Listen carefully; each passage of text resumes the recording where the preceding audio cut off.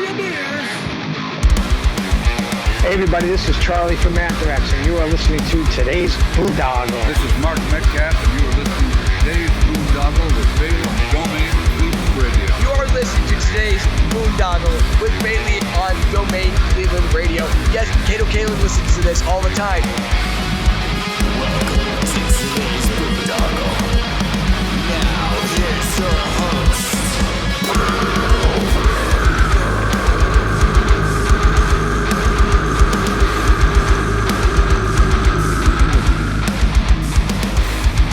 I am Monty Heath, SO1 Heath, and you are listening to today's Boondoggle. Hey, what's up? It's John from Skillet, and you are listening to today's Boondoggle on Domain Cleveland Radio. Fasten your seatbelts.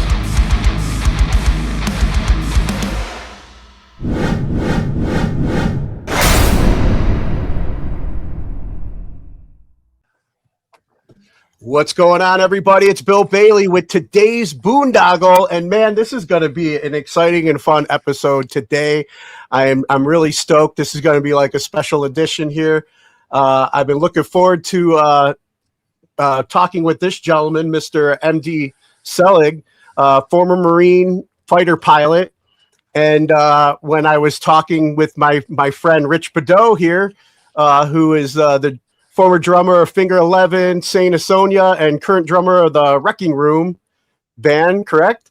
We're big UFO buffs, and I knew where this conversation was going to head, so I was like, Rich, come on board with this one. But like I said, usually when I have somebody on for the first time, I like to kind of go way back. So, MD, do you remember originally what you wanted to be when you grew up? Oh, absolutely. By the way, I just wanted to say it's an honor to be here, Bill and Rich. Great to have you. And so I'll start with, I did know what I wanted to be growing up. I was, even as a little kid, I would see airplanes going over, and I thought, I'm going to do that. So that kind of, I'll give you a kind of a, do you want to hear a Reader's Digest version of getting through the military stuff and kind of how I got to writing the book? Yeah, like originally, like what drew you into joining the military and then the Marines?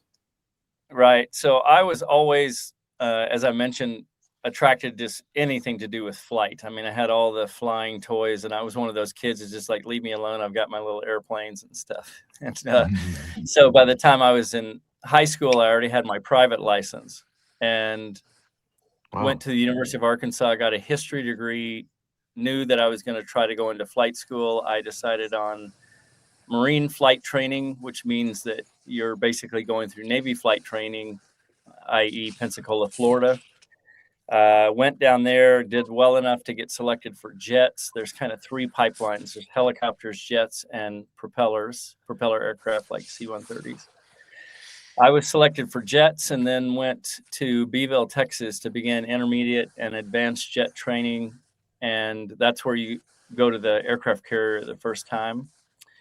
And in that process, that's pretty intense. We had, you generally lose 30% of your pilots in that part, not lose them as in death, lose them as in they don't pass the carrier qualifications because it's so darn intense. You're going to the carrier the very first time on your own. It's so dangerous. The instructor pilots will not, they don't put instructor pilots with you going to the carrier the first time. So you're literally on your own going out there to land on an aircraft carrier, basically crash landing at 150 knots. So I got through that, and then I was selected for A6 intruders. And just a slight correction for you, Bill, and it's no fault of your own. Everybody says fighter pilot. I became an attack pilot. The difference is fighter pilots do air-to-air combat. So if you think about an attack pilot is more, I go in to bomb targets. I have rockets and bombs that will blow up, say, a base that has an ammo dump or something like that, or I'll attack tanks or anything. And that specific jet, the A6 Intruder, which is no longer flown, it's a 2-seat attack jet. So it has a bombardier navigator that's right here next to me. And we can go in any weather, meaning if we can't see out of the cockpit, smoke, dark, it doesn't matter. The bombardier navigator uses the radar to paint a picture for me on my screen, which looks kind of like the Death Star canyon, in Star Wars, where he's flying down the little canyon. It's very much like that. Your target is moving up and down, and then you just fly to the target, and then you're dropping your ordnance at that point and getting out of there. But that's what that jet was designed to do, the A6 Intruder. So I was selected to fly those. I went through Whidbey Island, Washington, which is the Navy RAG, where you go through your kind of gun squadron type of aircrafts. And because mine was the A6 Intruder, that's where I went through training. And then I went to Cherry Point, North Carolina to join my gun squadron, which was obviously an A6 Intruder squadron. We were immediately deployed in 1990 overseas. So I was in Japan, the Philippines, Guam, all of those places where normally most squadrons deploy around the world because you're doing exercises with other, and Bill, you know all this, you're doing exercises with other groups from NATO, practice war exercises, blah, blah, blah. Yeah, I used to work on F-14s when I first went in. Sure. So I was on the Theodore Roosevelt, but I was attached to the Jolly Rogers F-14 squadron from Virginia Beach. Right. And so I remember the A6 is on there. So, I should have known the difference. Yeah. Right. Okay, so there's a difference. Yeah. So basically our squadron was the last squadron to arrive we were the last squadron sort of to be invited, so to speak, because there were only so many squadrons over there from the United States. So we arrived, I think, I don't know, like on the 5th of January, and we went over the fence with bombs and didn't bring them back on the 11th. I think the 11th was the official start. You'd have to look it up, but 1991. So kind of what occurred, and I'll bring this story to a close of how I got to writing about aliens and deep state deceit.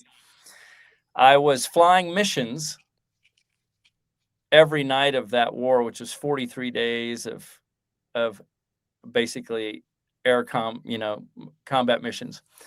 But then I'm also the squadron intelligence officer at that time. That means that I'm in the secure room during the day reading all the secure briefs, not only for what's coming through for our squadron, but worldwide. Like I'm reading all the top secret traffic, which I was fascinated with because I'm a intense nerd researcher dude. So I'm reading all that traffic, and then I'm going to eat at the officers' mess, which is like think of a Costco warehouse, but just full of tables, because it's a massive base we're on in the south tip of Bahrain called Sheikh Isa. It was top secret at the time. It's no longer top secret. It was an expeditionary NATO airfield that they set up just for Operation Desert Storm to bring in all these jets from all these different countries. So I'm in the mess hall watching CNN, and so that's kind of like three different antennas. I'm flying combat missions that have nothing to do with weapons of mass destruction. Then I'm reading the top secret briefs, which really have nothing to do with weapons of mass destruction. And then I'm watching CNN, which had everything to do with weapons of mass destruction. And I'm just like, no, this isn't the American government or the British government. I just had a sense like there's a mechanism here that is above all of this. There's something else driving this. And it had nothing to do with, obviously, with weapons of mass destruction. And we'll talk more about what I might think that was later. And certainly, Hush covers hints of things. But I'll say this, that I stayed in the military a total of 8 years, because you have to do 8 years as a pilot because they've spent so much money training. You can't just get out after 3. I then went to Hollywood and began writing screenplays, writing and directing. I had a show on Netflix and and Showtime called Southern Justice. And then I have a current show on Amazon Prime called The Gunrunner Billy Kane. It's a sci-fi pilot that you can watch. But I began writing screenplays in between producing my own stuff and like I was a pilot in Zero Dark 30. I was one of the helicopter pilots. So I was loving being in Hollywood, just doing storytelling essentially, whether it was acting or writing. And then about 4 years ago, I had done enough research on covert events because of what had occurred during the war, where I just knew something is not right. I'm not being told the truth. There's just I just knew there was something else driving all of it. So Hush is a product of that. It's basically your covert history from roughly 1944, and it all has to do with alien traded technologies, reverse engineering crafts that have been recovered since 1940 forward, including all the Roswell stuff. And it also covers the disappearance of MH370, which I will tell you in the book, because of alien traded technologies, that's what that hijacking had to do with. I won't go into super details. You can either get the Audible or the book itself, but you'll learn all about my take on everything, and I think you'll enjoy the read. It kind of reads like a movie. Yeah, like I was gonna ask too, like with the book, when did I mean, it's real world insights, real world op insights that you're sharing, but it's coming from a like a sci-fi like type. Why did you choose that route? You know, Right. So good question. Why did I write it as fiction, but it's based on fact? My experience, and I'm sure both of you have had this when you're doing UFO research. Sometimes when an author gets so wired up about proving their point, the reading can get dry because they're like, now I'm saying this because Sherry Johnson said this, and Sherry was standing here when Blake was standing there, and Blake said it too. You know, and after a while, you're like, okay, I get it. You're, and I appreciate it because I appreciate any author that's trying to do research. But if you read all of the material that I've read on Roswell or any other covert event, and you get all of these different individuals and you're watching interviews from them. I mean, there's tons of interviews on Roswell with the actual folks who were there. The Gerald Anderson interview, I can't recommend that enough. He was 6 at the time.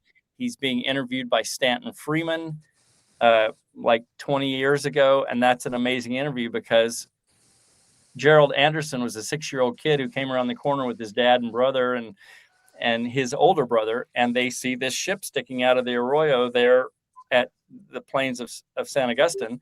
And he said, we walked right up to it and there was 4 entities there, and one was alive and one was really injured and the other 2 were clearly dead, and they were like 4 feet tall, and we just walked up and tried to talk to him. He's like, I was 6. And that interview is fascinating because he just says, I don't care whether you believe it or not, this is what occurred. And it is super detailed. His brother is crawling up in the ship to look at the big gash with the lights coming out. Now you got to remember, in 1947 we didn't have battery stuff so much. Like to have a ship stuck in an arroyo with electricity working with lights that are flashing, that wasn't in our, you know, that just didn't exist. So the stuff that he's talking about in that video, you're just like, oh yeah, I can see why that was just so I mean, there's just so many things. But my point being is that I write fiction because of my screenwriting. I just find that if your story is really fun to read all the way through, people will get through it. And then if they find like, wow, this stuff, somehow it just feels so real. If they then look into what I'm writing about, like an armed convoy at Roswell or whatever, they'll start to realize like, oh my God, this is insanely researched. And I have pulled from every source that I can possibly find. Before I can even write a scene, I have to absolutely organically know it from every person who was there, every person who talked about it, anyone who mentioned it. I have to cross-check. I have to cross-check and cross-check. I have to physically see. I have to watch every video. And then all of a sudden, I just kind of splat it on the page because it comes out. So that's kind of what Hush is. And I think you can enjoy the read first, and then you can certainly find that the details are pretty darn well as solid as you can be, given that you're not standing there. Yeah, I mean, I think we all can agree. Like, we find truth is a lot stranger than fiction, you know. And I was a big like X-Files fan growing up, and what I loved about X-Files, I mean, if you actually have done your research, a lot of that stuff, you know, a lot of the major story points are based on some sort of reality of government cover-up. Exactly. You know? And so it's like, what is it, like kind of soft, you know, what's that word called when they're trying to soft disclosure for the public, to let them know, hey, these things are really happening. So that's kind of the course you took with your Right. Your So book to as kind of well. take that to the next level so that you really understand why it works. When you first watch Close Encounters of the Third Kind with the aliens coming off the ship and the astronauts going on the ship, I will promise you that Spielberg did not write that. He was handed that script because that had already occurred. And the same thing with George, one of my favorites, George Lucas. He didn't write Star Wars. He may have written some of the characters in his own version of what was given to him, like naming Darth Vader instead of naming Darth Vader a reptilian, like a Draco reptilian, which are the bad guys here on the planet, the malevolent aliens that we've been dealing with. He writes it as Darth Vader and creates a simple character out of this dark force. But I'm just telling you, all of the stuff that you see in Star Trek, everything that you can imagine in Close Encounters of the Third Kind and Star Wars, it's far, far beyond all of that is your actual reality. Yeah. I now you know, when I was reading through your bio too, I learned myself too during my time active duty that I would be in certain areas, we'd be running certain ops, and then go to the chow hall, like you said, and be sitting down, and they'd have like CNN or something on TV, and they'd be talking about something that was where I just came from. That's like, what story are they telling here? What are they, I didn't see that. Did you see that? And that's when I started like questioning and learning, like, okay, there's a message or a show that we're telling the population of the world, or back home in the United States that I'm not experiencing. And I'm sure obviously you experienced a lot of that yourself. Want to talk more about the narrative and the things that are hidden in plain sight, but that they. Sure. So, I mean, a perfect example is anybody can look up the July 8th, 1947 newspaper that was released in Roswell that morning, which says, Roswell Army Airfield. So it says RAAF finds flying saucer, right? This was the Mac Brazel story. The very next day, they make him recant and they say, oh, no, it was a weather balloon. Because what occurred at that moment, you have to understand that Truman has just come out of the Great Depression. There have been all of these small, tiny ships doing Mach speed maneuvers over Roswell for 2 years. Why? Roswell, you have to remember, in 1947, is the only nuclear base on the planet. Just think about that for a second, right? So if you're in a separate star system, and all of a sudden a shockwave hits you in August of 1945 from an atomic bomb, think Trinity blast, think Oppenheimer, that the humans set off on a planet far, far away, and it affects weather systems on other planets, and you're an ancient, very advanced civilization that has the capability to go investigate. Are you going to go investigate? Yeah. Mm-hmm. And I'll just tell you this. I told you, Bill, I'm going to give you both barrels. I'm going to tell you what I know to be true. I don't care if people believe it. I'm telling you what I know.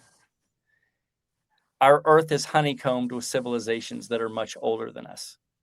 Various civilizations. Reptilians that are not bad, that are benevolent. Many, many benevolent civilizations throughout our planet.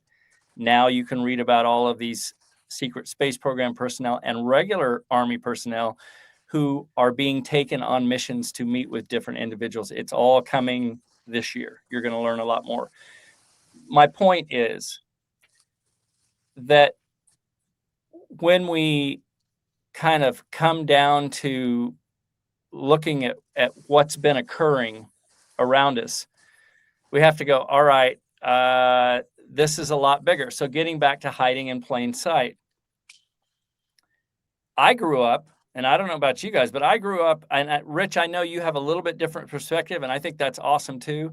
I can tell you that I grew up completely skeptical. Literally, even in the military, I was skeptical. It's just that my military stuff started to flip things for me, probably kind of like Bill's did, because I'm seeing things that aren't making sense with what's on the news. Mm. But prior to that, I'm not like there's got to be aliens. I'm like, there is no such thing as aliens, because I grew up, I'm an Arkansas boy. right? I grew up very conservative, standard Arkansas boy. Like, well, if there's aliens, do they want beer or anything? Like I'm from the ilk of like, nah, it's just us here on the planet. Maybe there's some way out there, but we don't care. They've never been here. So when you have something reported in a newspaper and the very next day it's rescinded, and we all grow up kind of off of that because our parents are like, oh, it was just a crazy story. There's no such thing as aliens.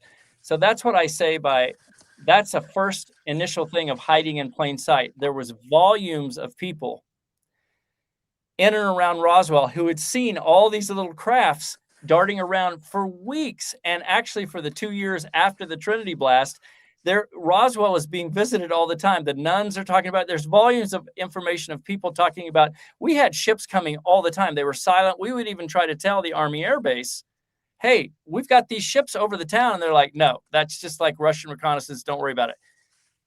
And they were like, okay. And it got to the point that when one of the ships crashed, actually on the weekend that Roswell becomes famous, the two nuns that watched it crash are like, well, I guess we're going to have more people because they were working at the hospital. I guess we're going to have some more work at the hospital. And they both started laughing, but they didn't report it. And they even in the diary say, we didn't report it, but then later we told somebody, and then that word got through that, well, the nun tried to report it, but nobody believed her. That was the environment. And so you have to understand that Truman, so I'm coming back to why would that be quashed? Mm-hmm. We're coming out of a Great Depression. We now have finished the war. It's a kind of rough time because it was really rough for America with Truman trying to help everybody out of the Depression. And then the war ends and we're starting to feel better. The last thing Truman wants to do is announce to the world, there's entities here and they basically come and go as they please. We can't shoot them down. We do not control the skies above you, period.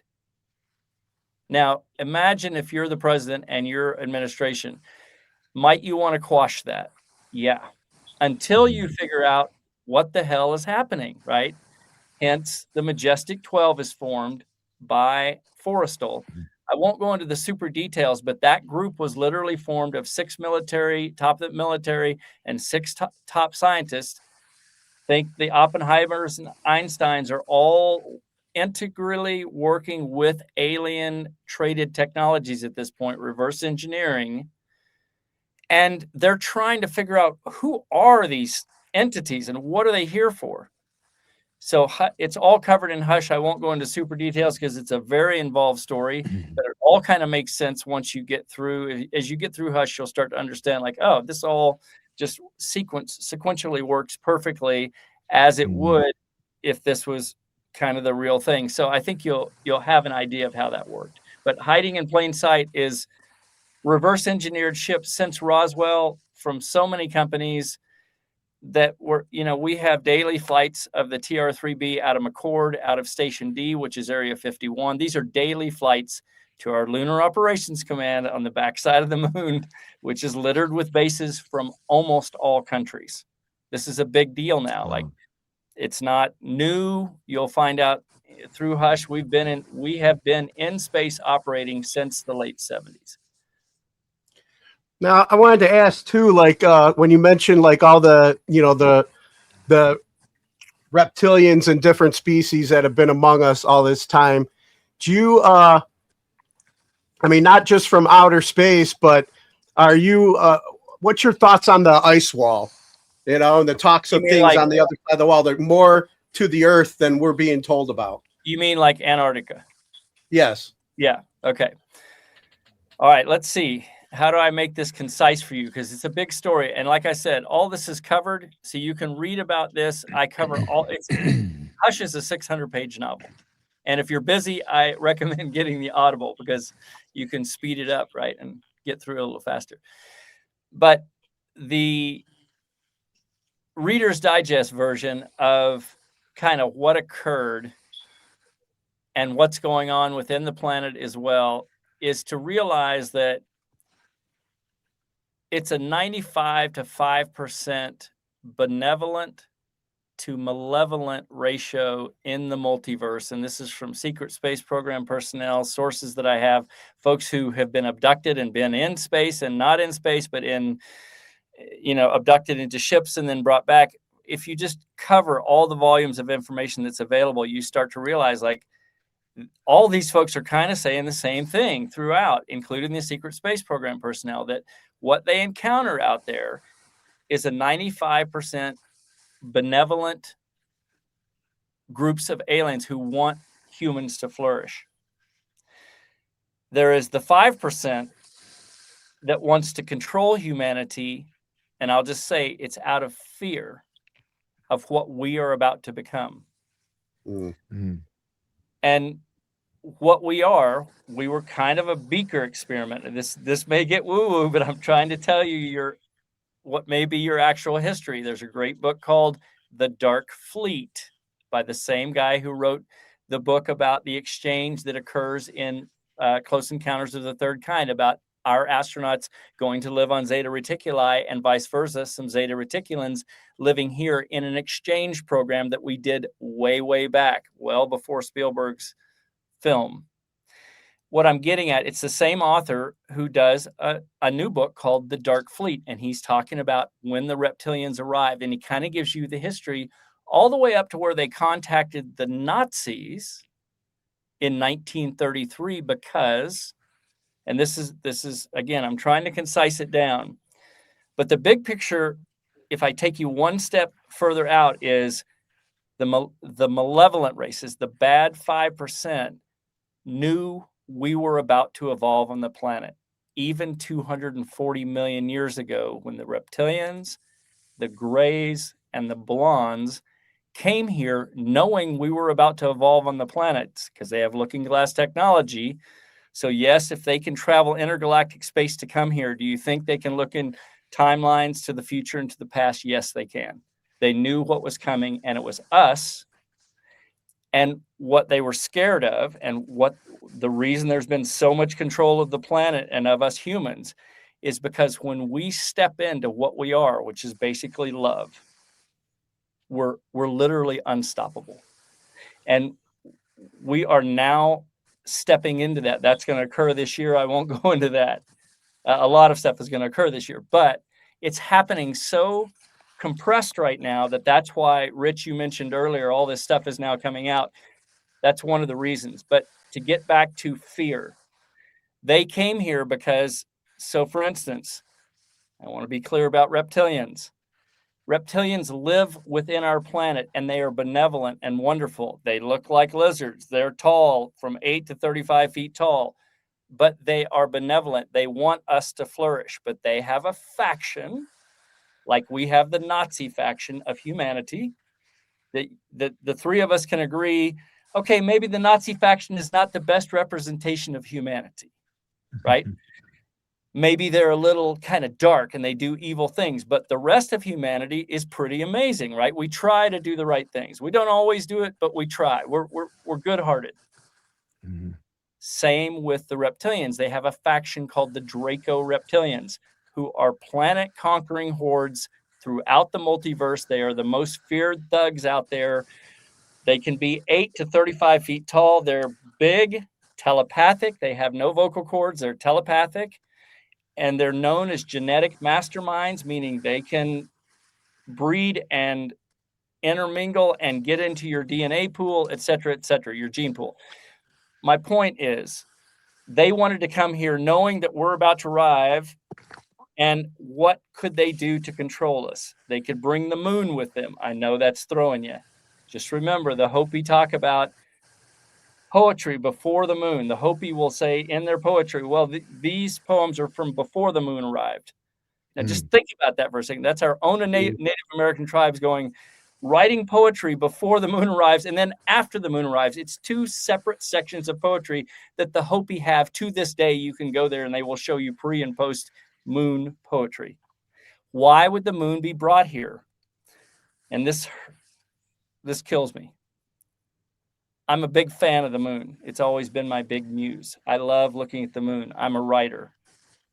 And over the years, to start to realize, It's hollow. It's a space station. There's multiple bases on the backside of it. It doesn't rotate like any other moon in our galaxy around its natural planet. Every other moon in the galaxy rotates. It's a fact.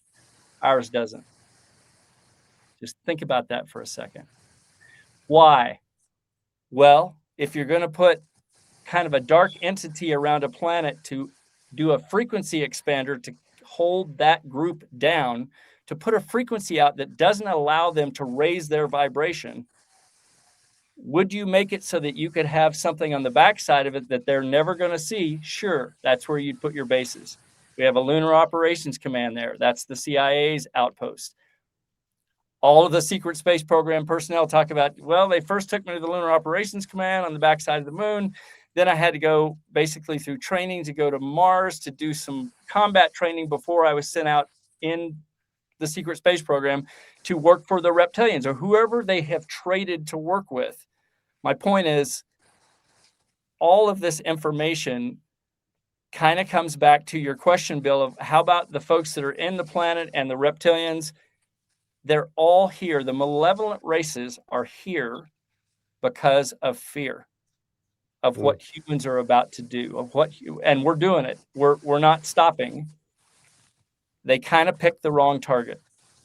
Hence, you're having all of this stuff starting to come out now, and that has a lot to do with a little bit bigger picture, but I will tell you that there's nothing to fear about what's coming. You have to remember that if any one of these races wanted to decimate humanity, that would have occurred at the beginning. That's not what they're here for. They want control of us for a number of reasons that I cover in Hush.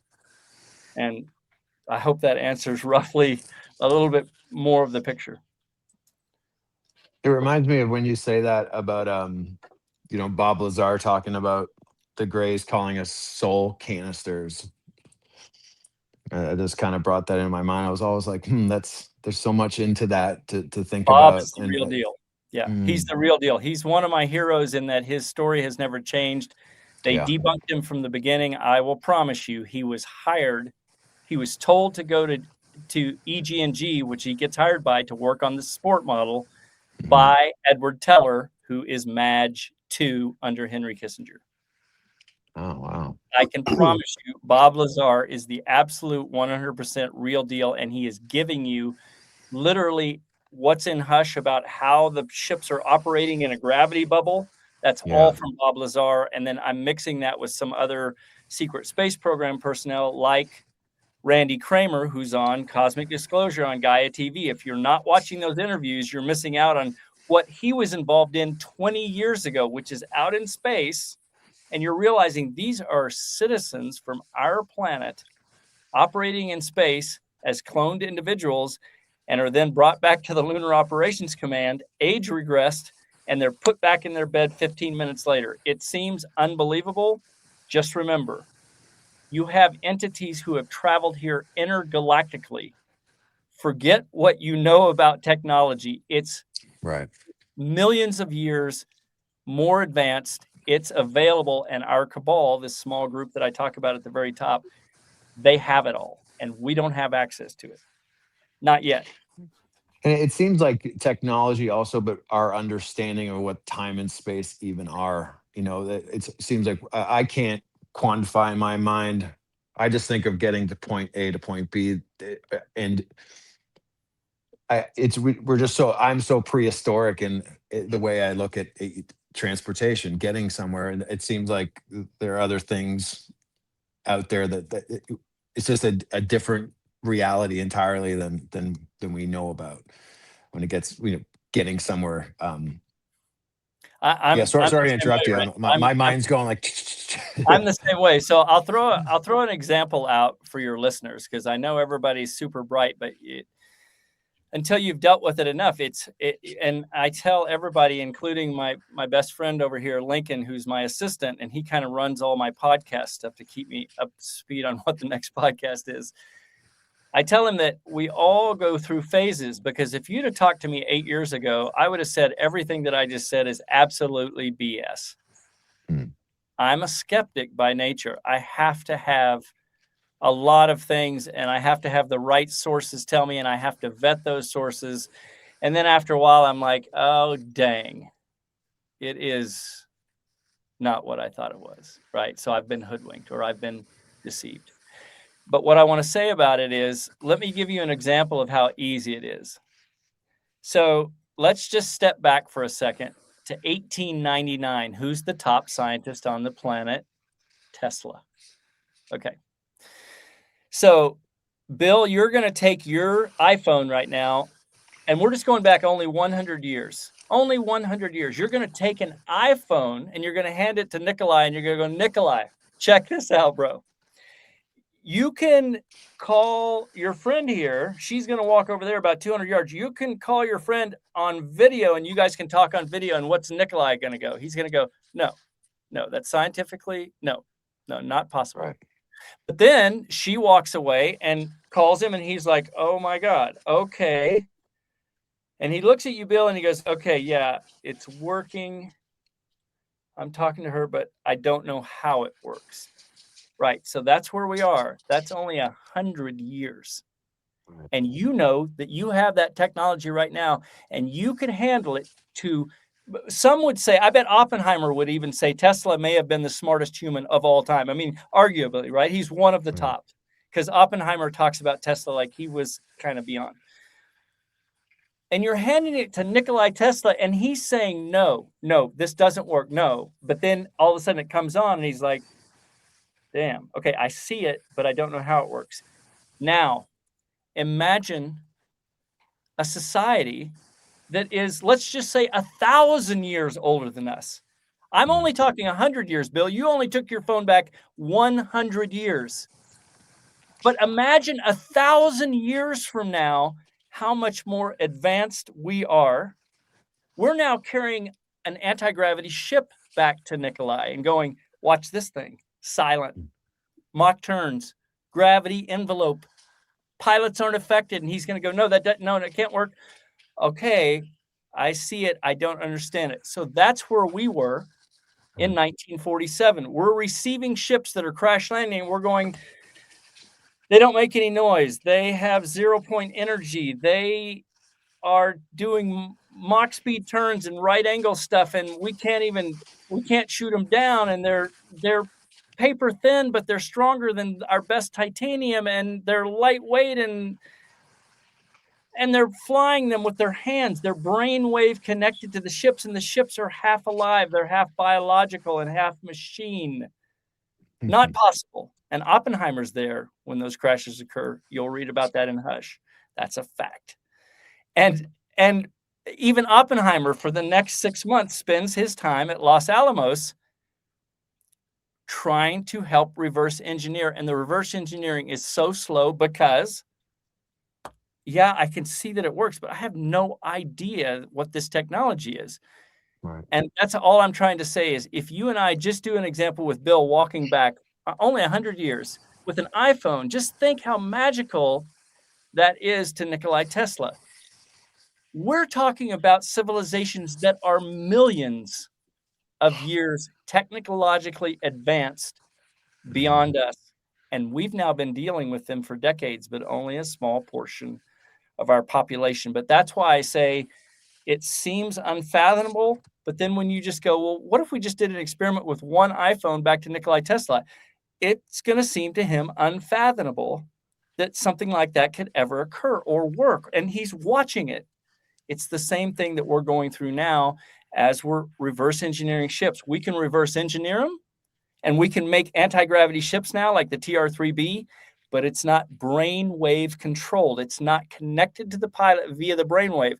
We're good. Grumman produces the TR-3B. It is a daily flyer and has been a workhorse for many years now. Daily flights to the Lunar Operations Command and beyond. But it's not a brainwave connected ship. It's not what's called a living conveyance. The ship is not alive like nuclear molecular nanotechnology that is half biological and half machine. We haven't gotten there yet, but we're trading for that stuff. We will get there. I'm just saying the state that you can take your imagination and think, oh, Star Trek it's the actual multiverse is millions of iterations far beyond what you can imagine that's available out in space. And the final thing I'll say is, imagine this: the toughest forces in space right now are fighting with love. Mm. They're coming in and have been trained to fight with love because some of the malevolent races can't even literally be in the same area when kind of the amazing infinite shockwave of love is near them. They literally just they're stopped in their tracks. Our forces, and you can hear Randy Kramer talk about it. You can hear Michael Jaco on Cosmic Disclosure talk about it. I mean, he was a full tilt SEAL Team 6 SEAL, and he's like, I've been in space for 20 years, and by the end, we're doing psionics. We're training in psionics using our head. We're training in love on Venus. And you go, that's crazy. But when you start to think about it, this is the superpower why all the benevolent aliens are here. ET races are here to watch this transition, because they're like, you guys are royalty. And you may say, wait, how can we be royalty? We're so primitive. And the ETs will say, no, has nothing to do with that.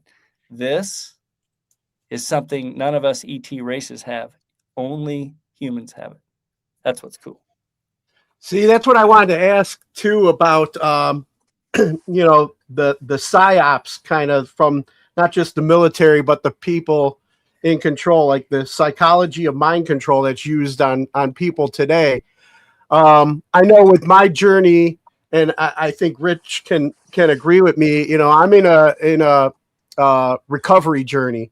You know, where I working on being. You know, I used to focus on that fear. You know, I used to live off that fear. I used to try and drown that fear or insecurity that in my personal journey. And now, you know, and when I'm based in that fear, that low frequency, I'm easily manipulated. I'm easily controlled. I can't think outside the box. But when I'm working towards that love and a relationship with my higher power and that faith, that's. But what worries me is that, you know, I mean, we're bombarded daily, you know, and with that same iPhone you're talking about can be used as a tool to keep us in that low vibration, in that fear, whatever we're doom scrolling, whatever we're watching on the flat screen, all that stuff. How sometimes I feel like we are the minority, the people that are on this journey of love. How do we switch, like help the others out there switch the narrative, or what would you recommend? That's a great question, Bill. And everybody to kind of jump in the pool with you. We all deal each morning, right, with fear. It's just a thing that's kind of been programmed into us. And certainly if you turn on any technology, all you're getting is fear, right? Every news story, you scroll on Facebook, you scroll on Instagram, and every third reel is fear. So to answer your question, over the last 5 years, and I don't know why it came to me, but I started to realize, okay, I need a different narrative, because by that point I was convinced, like, okay, I have been completely brainwashed. How do I reverse this narrative and get to love? How do I get to something that gives me sustenance? Because I felt empty inside. I just felt like I'm reading the news and just reading more and more fear, and I was just kind of spinning on nothing. Mm-hmm. And I didn't feel like any garden was growing, right? So I recommend a simple program, and I'm a fast food type of guy because I'm an American. I'm like, you know, you want spirituality fast, right? We all want to get the big heart love fast, right? Because that's just how we grew up. So I told myself, all right, look, I'm going to do 5 minutes a day of quiet time. I'm going to turn off all my technology. I'm going to light a little piece of sage. I'm going to create my little cathedral in the corner by a window in the morning, and I'm going to defend that space like I'm going to the gym. I can promise you that if you start doing that, just 5 minutes, we are all on the toilet for 5 minutes, guys. Let's be real. Every day we're on the toilet for 5 minutes, okay?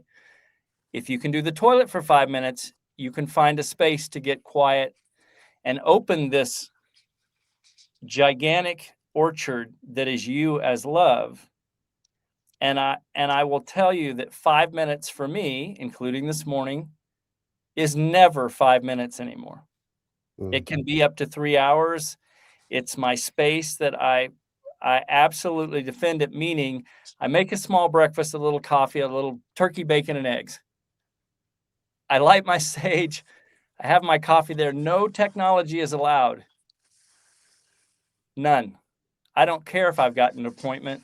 I have worked everything around that time frame to at least have an hour now that's just for me to experience myself different than what I used to experience. So if you take 5 minutes and just start defending that space, what you'll find is, especially if you're opening from the heart, don't try to get quiet here. It doesn't work very well. I can promise you. I have the fastest monkey mind like you two do, like everybody does. This will drive you crazy. Try to step forward from this now. Try to open your heart and let your brain be the decoder of what your heart is saying.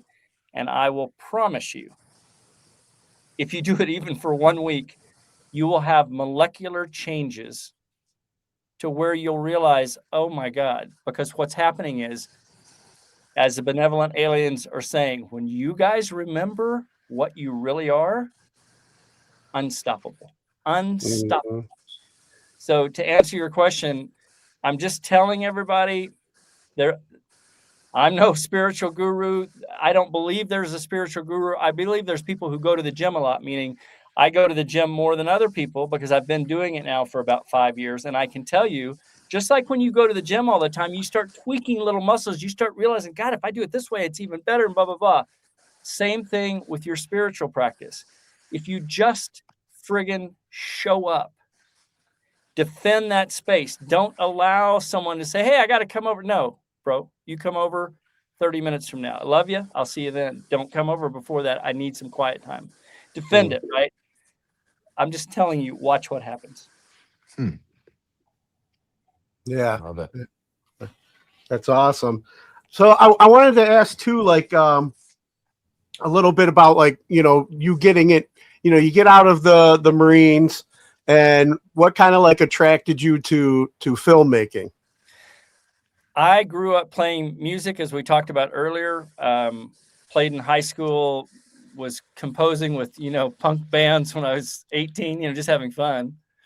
And then, so when I was in the military, I always knew once I was done flying, because I knew I wasn't going to go to the airlines and fly a big bus after flying crazy jets in combat and landing on aircraft carriers and stuff. I just knew I was a storyteller. So I knew I was going to go to Hollywood and write. I just didn't know how it was going to turn out. I just thought, well, I'm getting out after my first tour at 8 years, and let's give it a go and see what happens. So that's how that came around. Okay. And then, you'd mentioned that the Southern Justice project that you had worked on. I did look up the Gunrunner Billy Kane on Prime, and I started watching a little bit of that last night. Didn't finish it yet, but I like there's so much to unpack in the first 10 minutes of that, from like the firmament dome over the city. It had me thinking the bubble city. There's all that talk about smart cities and keeping us, almost on our own little plantations. And then the surveillance state that we're reaching with AI and everything that's happening so fast with technology that we're not even aware of, yet. It seems like a lot of it's being used by the malevolent side, to keep us like. And then you even touched on the mandatory vaccinations in the beginning of that as well. Like I said, I need to go finish that, but so much you tell in that story already. Where, going back to kind of like the fear state. So much of that is you see where things are headed in the real world right now. And it does get scary. It does put us that are more clear-minded, that are on this spiritual journey, to open up, to work through our heart and open up our heart. It does, you know, that negative monkey mind inside. Sometimes I'm just like, what's the point, you know? But talk about a little bit about like all the Easter eggs that kind of went into that, writing that story for you. Okay, so I want to say something about what you just said about the fear, because that's a big deal for everybody right now, and I'm going to tell you that this is an exciting year. Some really good stuff is coming for humanity as a whole, but it's going to get rough in this year from a standpoint of media, and I really mean it by start finding your love space and enhance it, because as you're going to start getting more fear-based stuff, more 3i Atlas stuff, which is all CIA, reptilian stuff. I'm just saying, you can spin off on that, or you can say, when the fear hits, no bitches, we're rewriting this story. I'm coming from love, right? It's a function of going, no, I'm not taking that anymore. I'm switching that off. I'm going to go inside. I'm going to see what this understands always as what's truth coming in. And once in a while, there will be something that comes in where you're like, that person feels legit. You'll just know it. I'm just telling you, even the way I do research now, when I step forward from this, I know immediately when I'm vetting somebody, like real, fake, my heart just, it already knows, right? Even before I start, it's a trip. So I wanted to make that statement that, yes, the fear is going to grow this year, but you know, they always say that things get better after a really rough time, right? You go through a really rough patch and all of a sudden it's just like, oh my God, look where I am now. This is amazing, right? That's coming for all of us. It's a pretty exciting time. We are this year, I believe, going to be welcomed into the galactic community, meaning we're going to be having connections with all of those who currently live within our planet and our exoplanet ETs. So coming back to GBK and the kind of Easter eggs, or how did I come up with that story?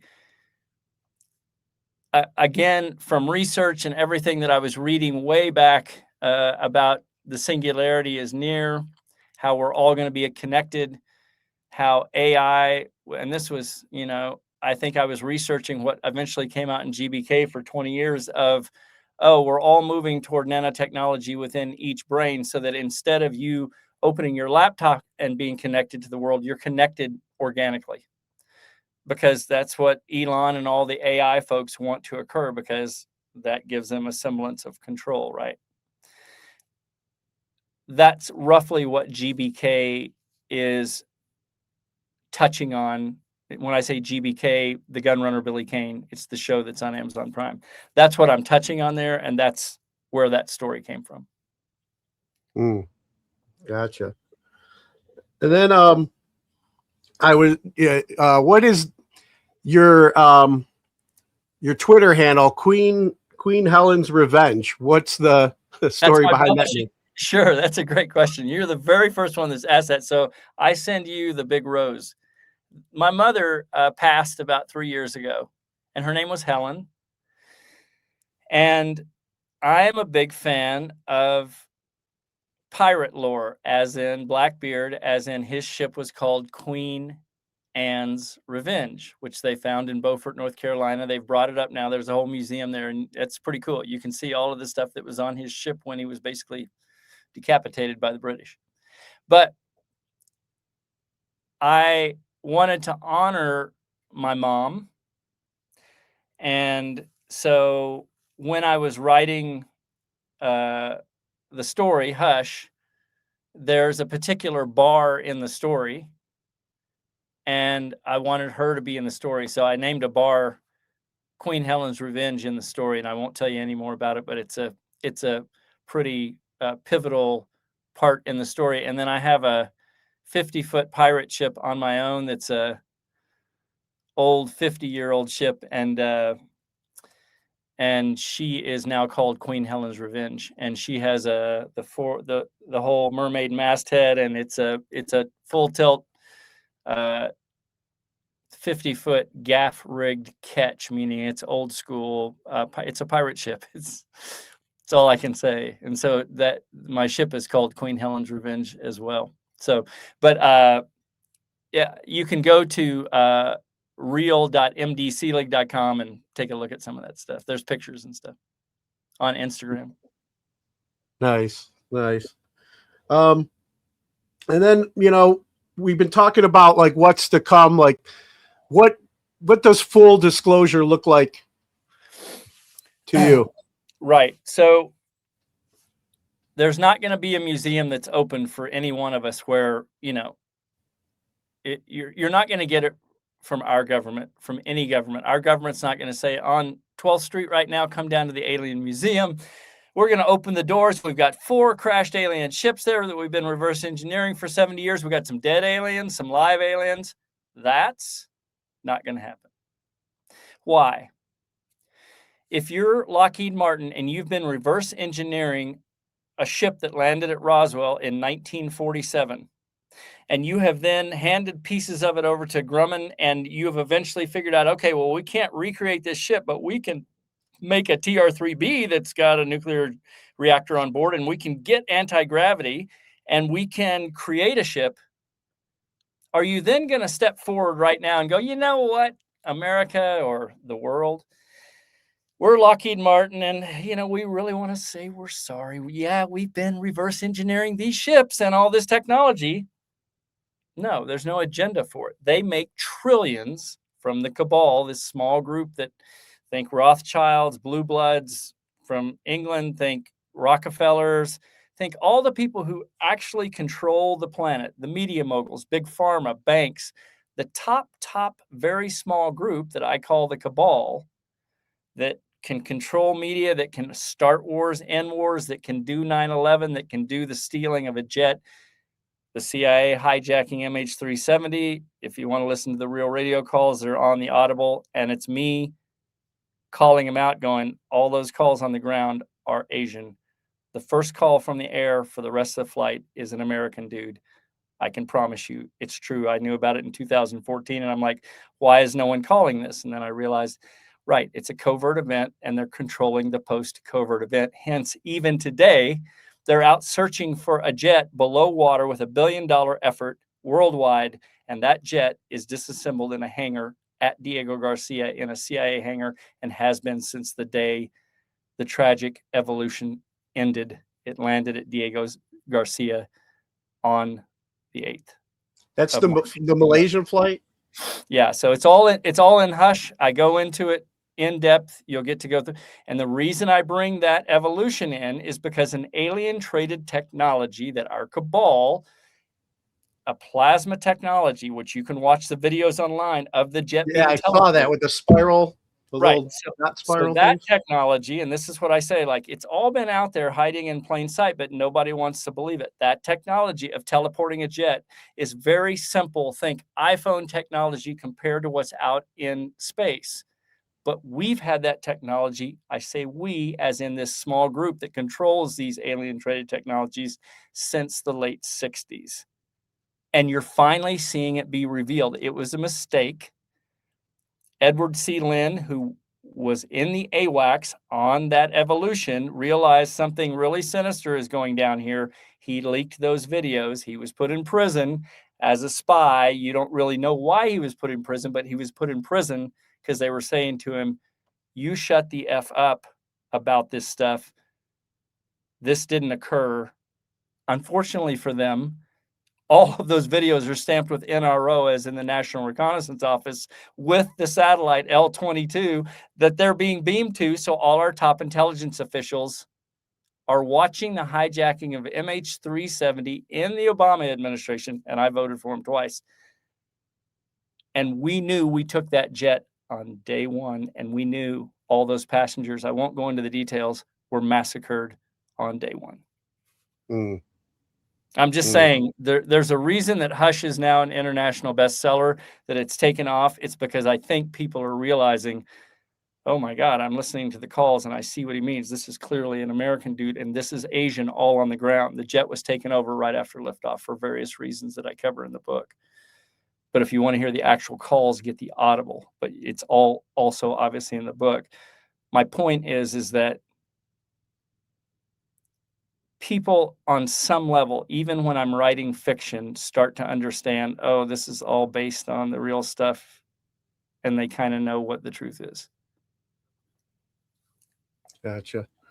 Rich, did you have I didn't want to keep asking. Did you have something? Oh, so many things. Gosh. All right. Well, I guess. Okay. Well, my first thought is, when you're talking about this stuff, do you feel like there's any danger to yourself? Like, the stuff you're talking about is, people hearing this for the first time. There's got to be a lot of people hearing that you're telling people this for the first time and don't want you to be telling this to people. So what's the personal danger fear for you? Sure. I mean, I just have gotten to the place in my life. I mean, I'm 62 years old and I'm coming from love, and the rest of us that are stepping out, like your show here, that brings this out to the public to talk about it. What are they going to do? If they kill me, does that stop it? No. Do I just get bigger as love? Of course I do. So I'm coming from love. I'm not fearing anything. If they want to take me out, they can, but they're not stopping what has already begun. We are in a transition phase. Literally, the planet is rising in vibration. There's benevolent aliens, trust me, within our populace and all around you that are here helping. There's all kinds of stuff that's occurring right now. Like I said, it's going to get a little rough because the bad guys are going to make one last grasp to do what they can to hold control, and then they're going to have to release because we are rising. And recently there's I think on the Joe Rogan podcast, these, I don't know if it's LiDAR, but beneath the pyramids, there are, these 3-mile or 3-kilometer pillars, I think 5 of them going down that now several people have scanned, and it seems to be that those are really there. And then when I hear you talking about, this honeycomb and stuff, I'm just curious what your thoughts are on, I guess, Egypt in general going back, but then what that might possibly be underneath it. Great question, Rich. And I'll tell you something that just blew my mind because I just happened to be researching some of this stuff the other day. There are pyramids on many planets, the same size, the exact same shape, with the same insignia throughout the multiverse. And it has to do with the universe as love, with source, us, all of us connected as source, wanting to look back at itself in the mirror. It will be better if I just send you to Tim Tactical. He's a German guy. You can watch him on Gaia TV. He's on all the interviews on Cosmic Disclosure. Look up Tim Tactical. And the reason I say that is Tim worked in the covert programs for Germany. They brought him in because they were having multidimensional beings kind of approach their government, and they couldn't figure out what the heck was going on. Tim was kind of a savant, kind of like you, Rich, where you just had this sense of, I like the aliens. I'm connected to this. Something's going on. I want to know about aliens. Tim has dealt for 20 years with grays, reptilians, blondes, being 6, multi-dimensional beings as his job. He then got out of the programs, and he's now public with it. His website, I think, is All Shift Happily Now, because what he's trying to tell everybody is the planet's in a shift, but humans need to get to a critical mass. We need to help where we can.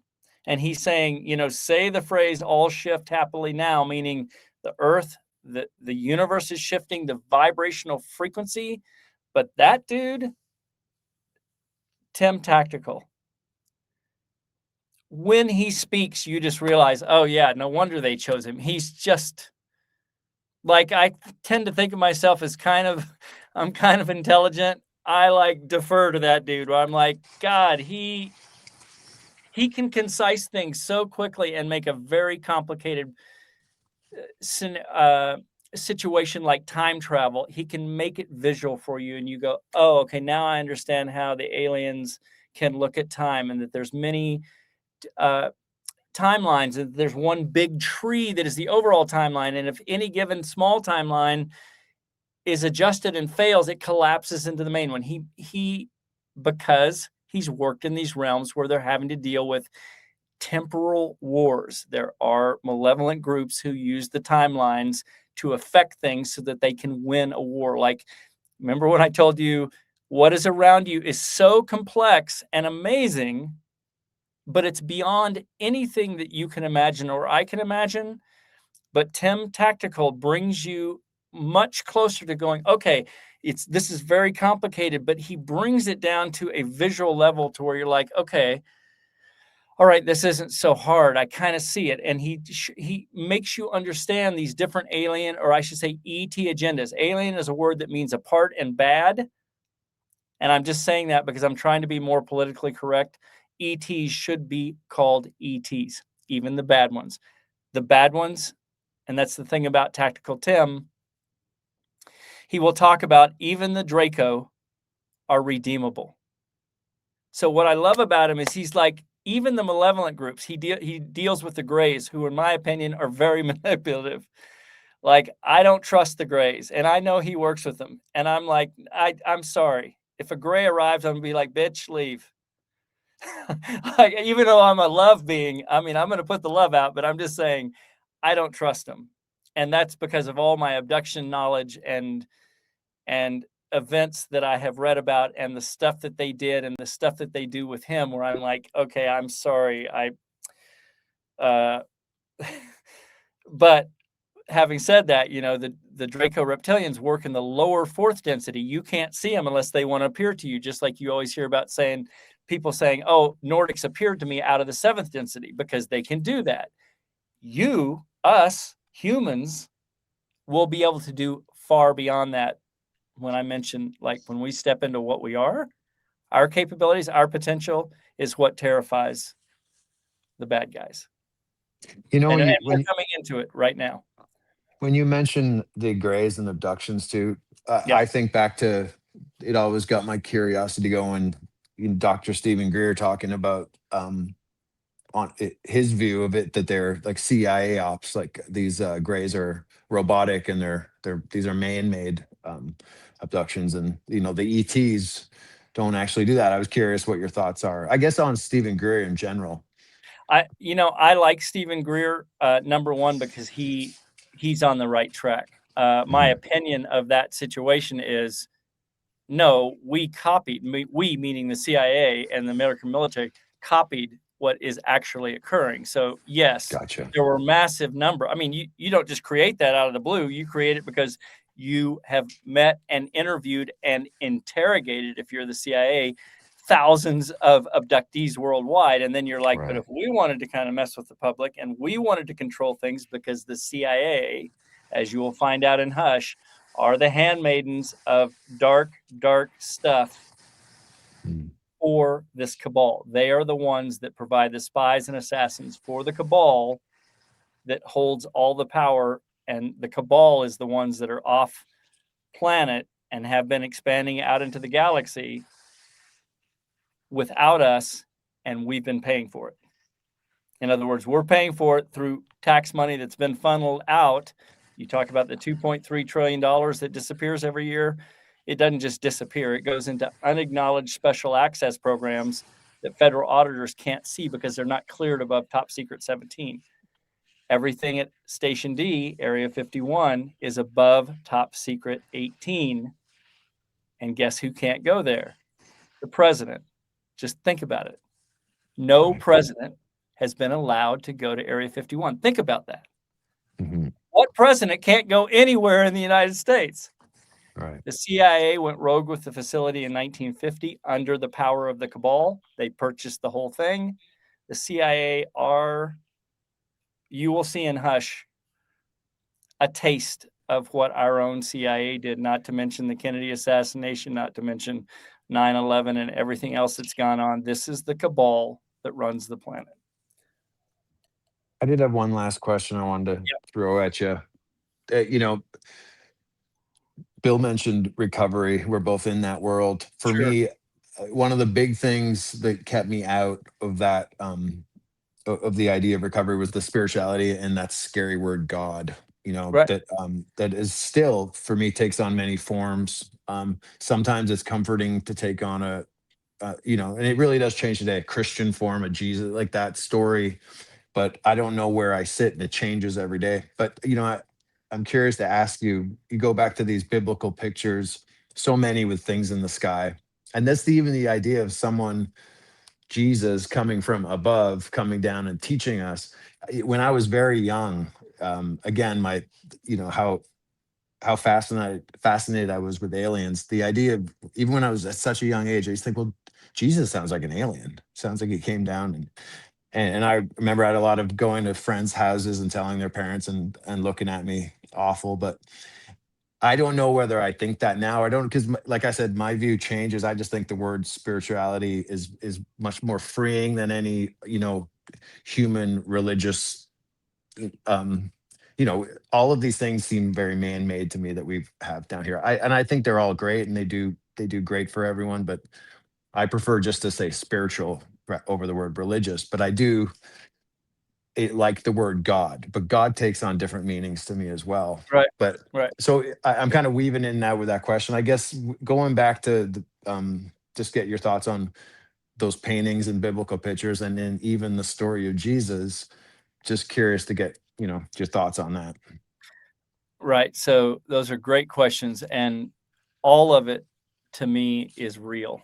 And here's why I say that. In other words, you can take all of that for what works for you, and you can take the parts that don't work for you, and that's all correct.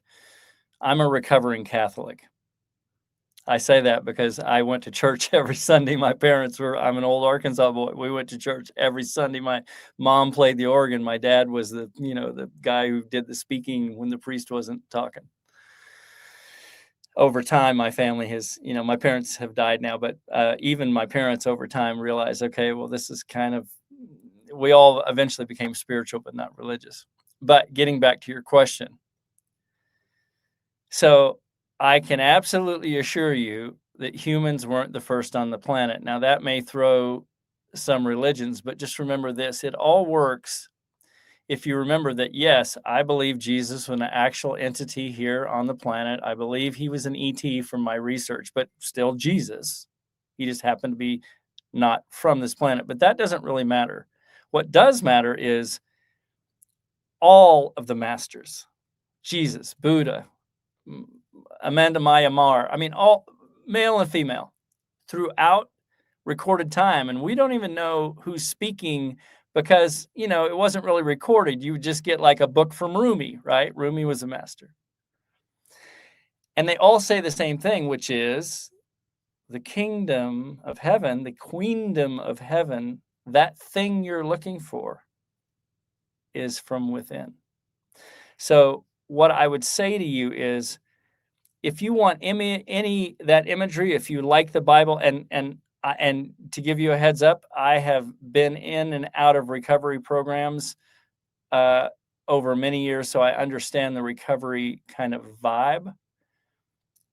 But my point is that, as I talked to you earlier, if you shift back and you start finding your quiet place where you just open your heart, what you're going to quickly realize, especially the more you defend it, is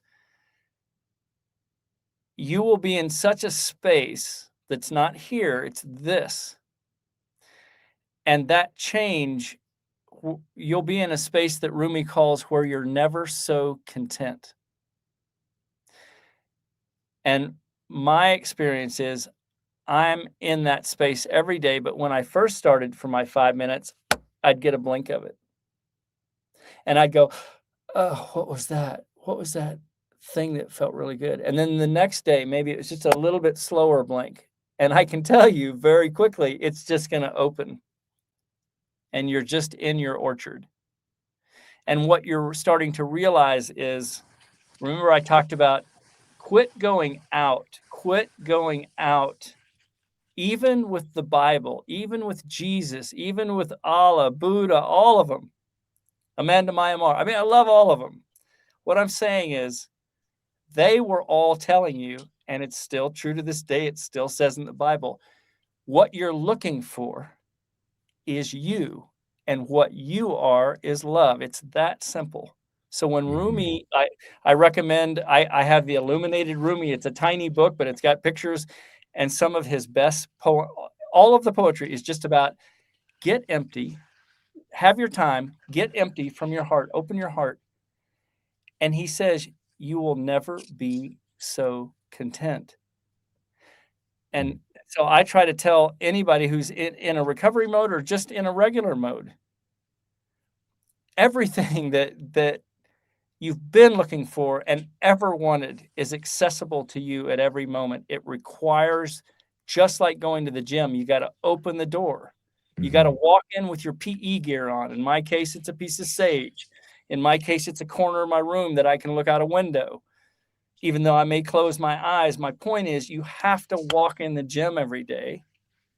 Right. And if you open the orchard,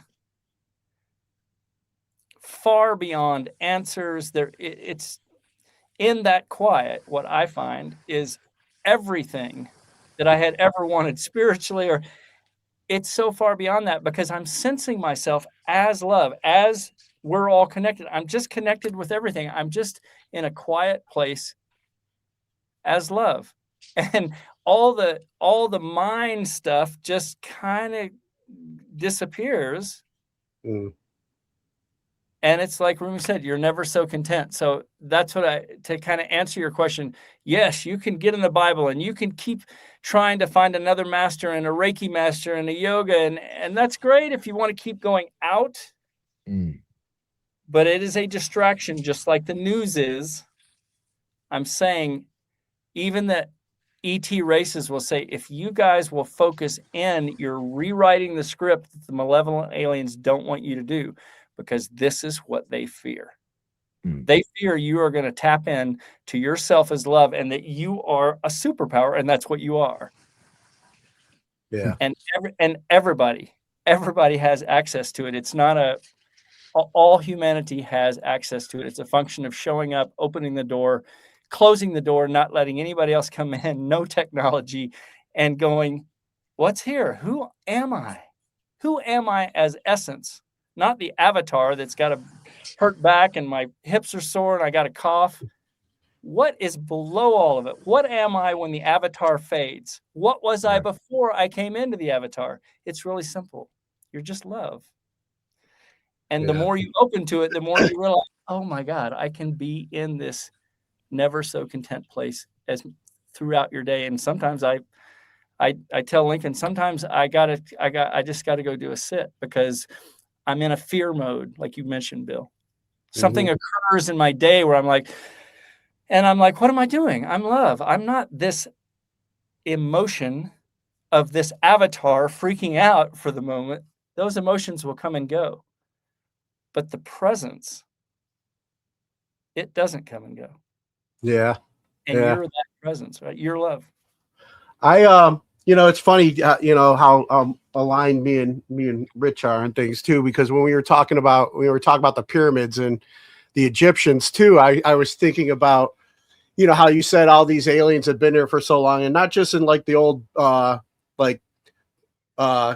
Christian or Catholic drawings of the sky chariots and the fire in the sky and stuff like that, but also like, there's been reptilian figures documented in like Native American artwork or, Egyptian artwork and stuff like that, like that they have, the proof that they have been here guiding us. And also what you were just talking about, like where I'm at now, when I study like the Bible or what Christ's message was, he was always talking about the temple of God is within us, seek the kingdom within, but the church and mainstream religion, like you said, kind of focuses us out.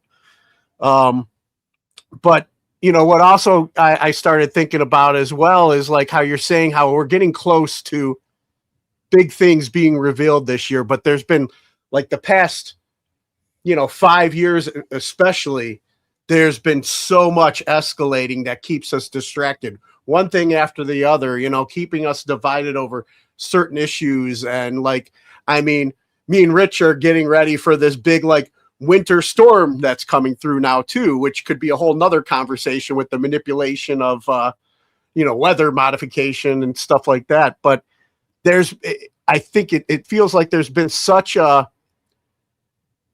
so much going on to distract us because it's inevitable. Like you said, they don't want us to reach what is coming. Would you agree with that?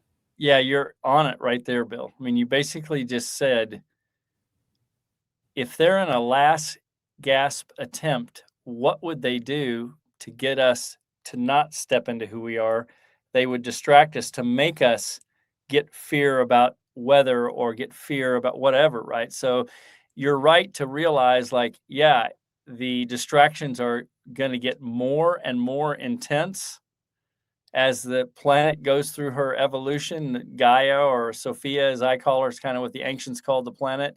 As she goes through her frequency rise and we rise with her because she's taken us like her cubs, the malevolent groups, the cabal, this kind of the dark heart group that runs the planet, they physically won't be able to stay here, but they are going to make it absolutely hell for you to go inside as they're making their last grasp, because that's what they want you to do, is to not become what the power that you are.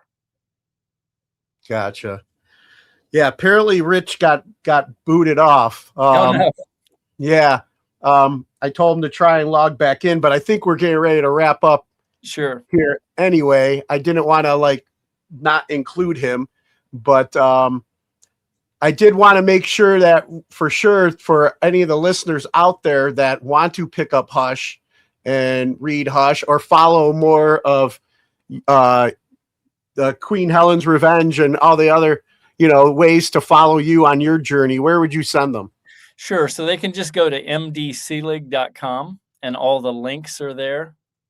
And that'll take them to the Patreon page. They can watch some of the contact videos, the first contact videos from Roswell. And I sent in one of the alien autopsy videos to be colorized, and that's fascinating to watch.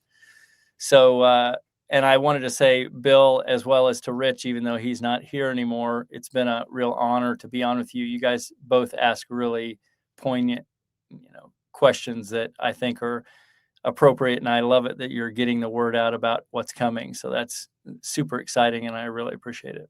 No, I enjoyed this 100% as well. And Rich is texting me right now. Family stuff came up, but if when we cut the recording, if you got a couple more minutes, I'd like to ask you something else offline. But yeah, and I'd definitely love to maybe have you back for another down the line as well, if you're down for that. Yeah, once you get through Hush, you'll have a ton more questions. Yes. So yeah, that's definitely on the list as well. But man, thank you so much for this time. It was really great talking to you. I did want to get a little bit more into your Marine Corps career because my father was a World War II Marine. He was in the invasion of Okinawa. So maybe we can touch more on that as well when we do another one. And yeah, I was based on Okinawa for a few days. I was based out of Japan, but then we also stayed on Okinawa. So I'm familiar with the island and some of its history with the Marine Corps for sure. Oh, nice. Well, yeah. And then one question I want to ask you before we get ready to wrap up as well. Any message that you have for our military brothers and sisters that are currently serving overseas? We're proud of you. We admire you. Stay on target. And we're going to be here when you get back, we hope. Awesome.